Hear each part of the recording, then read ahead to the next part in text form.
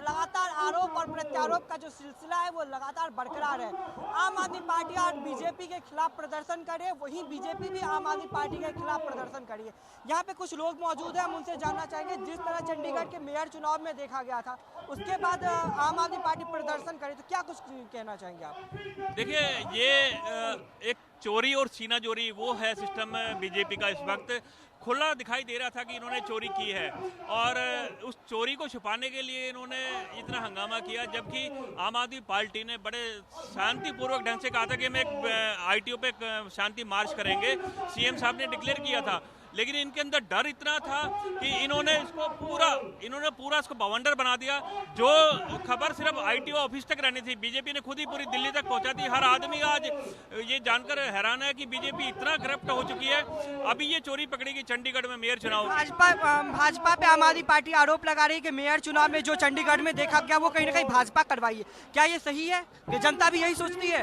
नहीं, वो तो स्पष्ट दिखाई दिया है, आप कैमरे के सामने और रिकॉर्डिंग में सब दिखाई दे रहा है कि इन्होंने धांधली की है। उसी को छुपाने के लिए भाजपा अपने आप को बचाने के लिए काम कर रही है।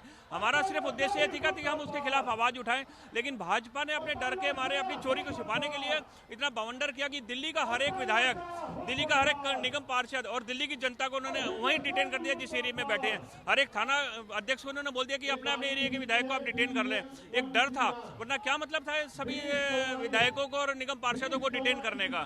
चंडीगढ़ मेयर चुनाव के बाद 2024 का लोकसभा चुनाव बेहद नजदीक है, तो क्या कुछ फर्क पड़ने वाला है चंडीगढ़ में जो मेयर चुनाव हुआ उसका लगातार ये प्रदर्शन हो रहा है? देखिए, आप सबके माध्यम से पूरा देश देख रहा है कि इन्होंने वहाँ लोकतंत्र की हत्या की है, सरेआम चोरी की है। आम आदमी पार्टी के पास 20 वोट थी इस मेयर चुनाव में, बीजेपी के पास 16 वोट थी।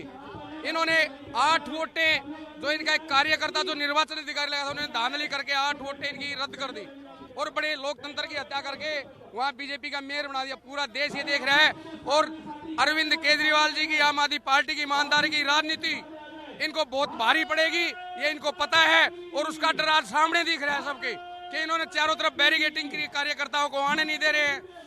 किसी विधायक को, कौंसलर को घरों से उठा लिया इन्होंने, सारी बसें डिटेन कर दी, कार्यकर्ता जो पहुंच रहे उनको डिटेन कर लिया है।